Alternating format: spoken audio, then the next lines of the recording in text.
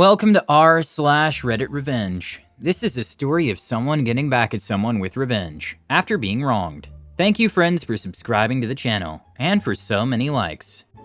The first story. I automated a lot of things when I worked. Now I quit and it's hard for them to do those tasks. The second story. Neighbors at new house used my driveway and destroyed my backyard fence to use the pool. Sued them and won. Had their cars towed, and now they're being evicted for non-payment of rent. The third story. I flooded the whole kitchen and left because I hated my manager and gave him problems. On to the first story. Nope, no way to automate this. So, wanted to share this petty and a-hole story of when I left my job. I used to work in a factory as full-time subcontractor for computer maintenance, hardware and software. I inherited a dark, small office with no way to see the sunlight.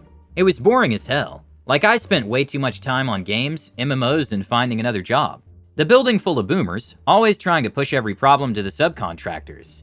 Also, I worked there from 2020 to 2022. So COVID didn't help the atmosphere. There was less and less work to do.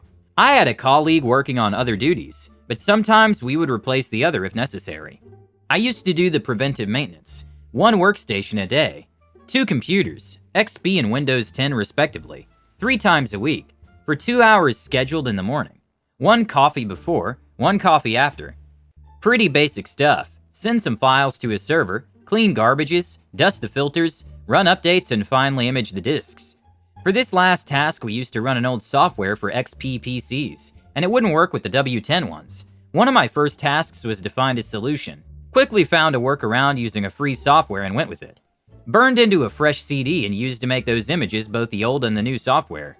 Bill Gates said he would hire a lazy man, and I'm a very lazy guy. I love automating things, especially if I can get busy doing this. The drawback is I'll get more free time to get bored. This new software was an open door in automation, so I started messing with to save energy, because keyboard keys are so hard to press.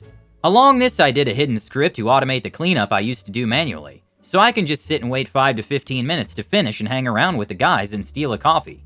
Next step, put the CD, watch the software run, and get back some time in the day to get the CD back. Times later, I found out I can actually run the soft using a USB key. Way faster, even on the oldest PCs, and could even use the same key for both computers, and go back to Office with it. The whole process went from 2 hours to like 40 minutes. It goes for a while. Then we migrate the storage area to another server. The path for the stored images went from 10 characters to 200. Painful to type by hand. So glad I found out how to automatically mount the folder. Someday I got a call from the manager. Customer does not need me anymore and I'll leave in 3 days.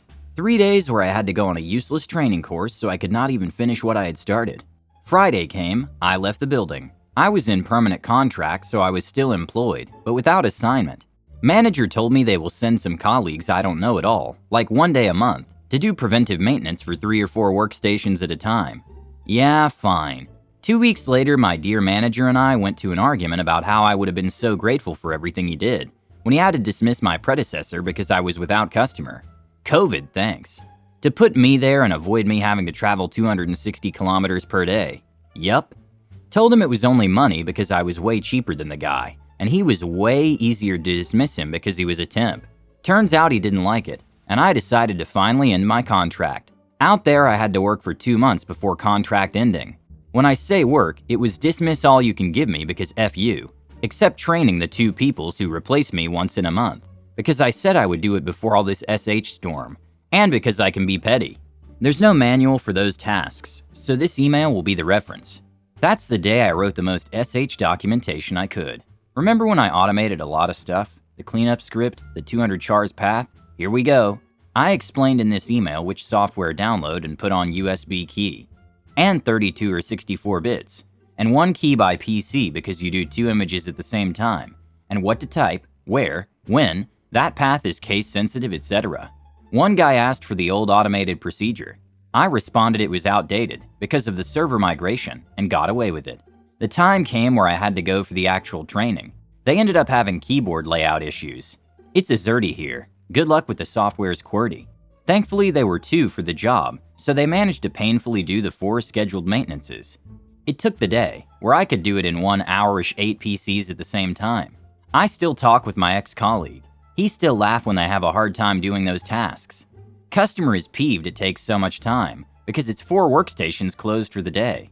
The manager is peeved because it takes one guy, a car, and a lunch for a day, and the contract should not be renewed the next year for lots of reasons. The second story is, neighbors used my property as their own, paid for new fence. I recently bought a house and have been having some work done before I move in. It was empty on the market for about 6 or 8 months before I bought it.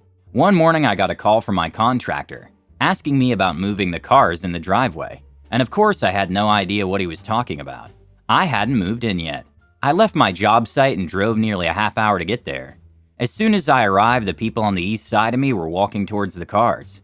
I asked if they were their cars and they said yes. They told me that they had been parking there for a few months with permission from the owners. I informed them that I was the new owner, and they can't park there any longer. We went back and forth, and with the intention of being a good neighbor and trying to show some goodwill, I agreed to allow them to park there for a few more weeks, until I move in, with the agreement that they would move them by 6 a.m. every morning. The rest of the week went by without incident. The contractor called me about scheduling a walkthrough on Saturday, and we set a time for early afternoon. When I arrived, there were 4 cars in the driveway and nowhere to park. The only on-street parking is 2 blocks away. I called them and asked them to move their vehicles, reminding them of our agreement. After 20 minutes, they finally came out and moved them. Speaking with them, they claimed to have misunderstood and thought our agreement only referred to weekdays and not weekends. I corrected them and moved on.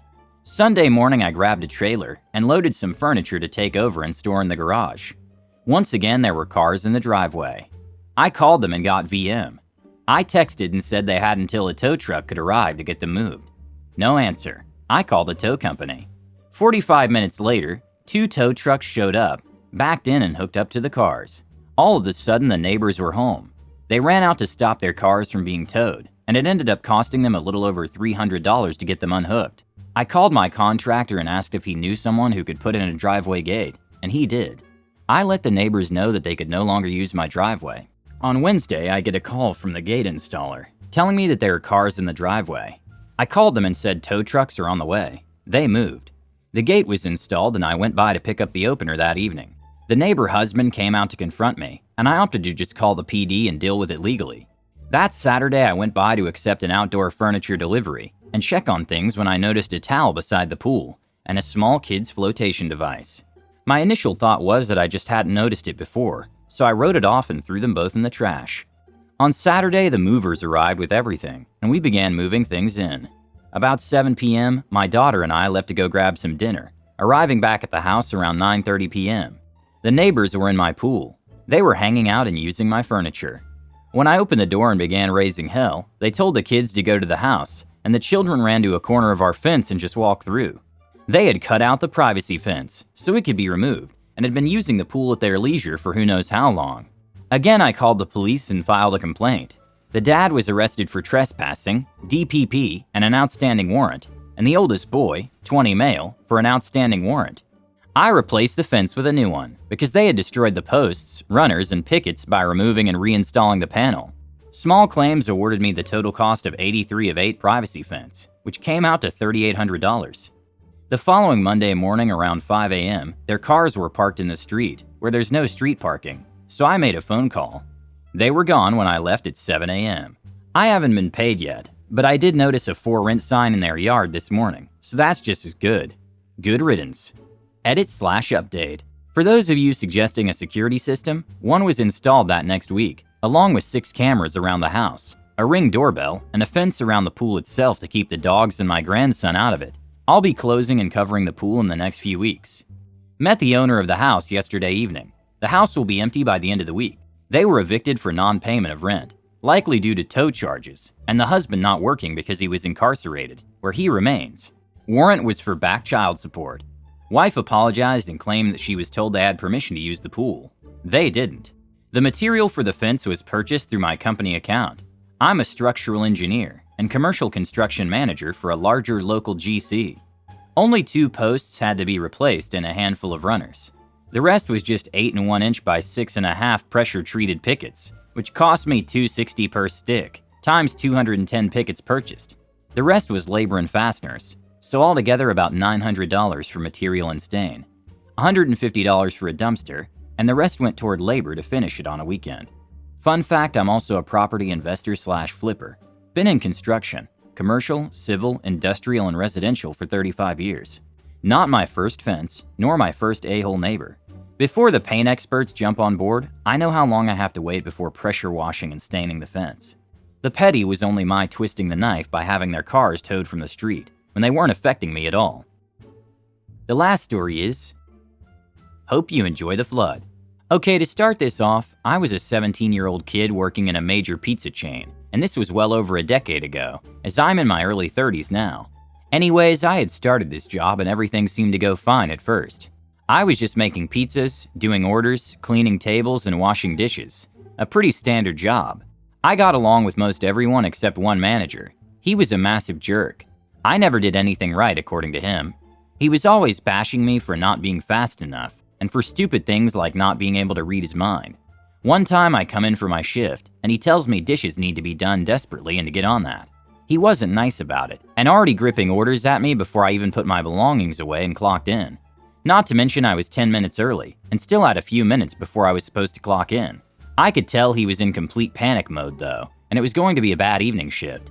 So I just quickly clocked in and got started on dishes. Not even 10 minutes later, he's back in the kitchen yelling at me for not being at the register, helping the two other on-shift employees. Yelling how that is where I am supposed to go the moment I clock in, etc. Are you kidding me? You just told me to do dishes in the kitchen just 10 minutes ago when I walked in the door.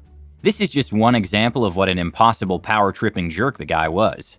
Well, one day we had a new hire, and the manager all that morning had been irate about everything.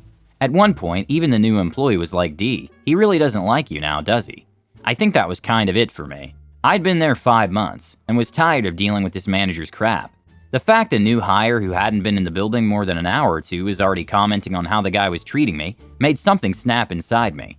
I was seething and sick of this manager. Here comes the revenge. I know this isn't going to be big or anything, but it gave me satisfaction. Now here's the thing about the dishwasher in the back kitchen. If you have both sinks filled up and run the dishwasher, it'll flood out. And it's a huge, massive mess that's a pain. Well, I decided I was done with the manager and the job itself. So I was thinking things over and basically debating, do I just walk out and go home? Do I say something? I'm trying to figure out how to best deal with the fact that I was done. When I come back from my 10-minute break, he immediately starts going off about how he'll be up front training the new hire, and I can just go make myself useful in the back by washing dishes, because that's the only thing I seem to be good at. Okay, I was peeved. He was so condescending.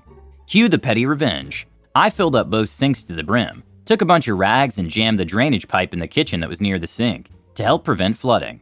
Then without loading the dishwasher, I ran it at full capacity. Then I walked out the back door. To this day, I like to think I did flood that kitchen and ruin that manager's day. I never found out if I did or not. He called me about 30 minutes and left me a screaming voicemail, but I just deleted it, so I'm not even sure what he was saying. I assume he wanted to know where I was and why I left. Oh well, all I cared about was just ruining this guy's day. He was so uncalled for.